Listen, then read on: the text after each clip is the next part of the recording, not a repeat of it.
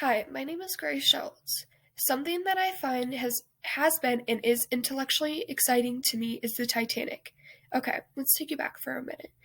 In 1912, the Titanic crashed into an iceberg in the North Atlantic, killing 1,500 people. 100 years later, a girl in a library in a small town is renting out all the books containing the stories of the ship. I was obsessed, and that was an understatement. Everything about the Titanic intrigued me: the architecture, the people, and how it ultimately sank. Questions like, why did the people in charge make the decision to only take some lifeboats? Why was it dubbed unsinkable, and where is it now? Were all things I questioned. People's lives, whether through stories or books, have always interested me, and I wanted to know why these people chose to be on that boat at that time.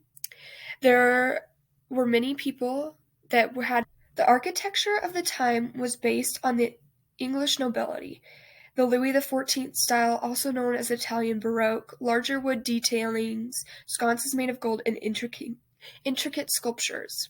This, however, was only in the upper classes, with the lower classes much more focusing on comfortability rather than style. Designs were based on making this an unsinkable ship. The idea was based on the incorporation of watertight compartments that would lock and seal if water was detected. However, the failure was something no one really ever considered, with 4 of the 16 compartments would stay afloat.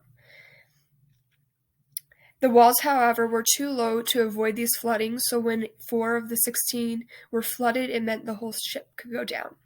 The Titanic now rests at the bottom of the Atlantic Ocean, 13,000 feet underwater and 400 miles from Canada. I was always intrigued by what treasures and secrets could be at the bottom of this ocean. Things like this jewel-encrusted book of poems, a car, paintings, and jewelry have been discovered or have been lost to the sea, all of these costing hundreds of millions of dollars. I've always been intrigued by the unknown in courses of events. Discovering something new has always been what is intellectually intriguing to me. Thank you.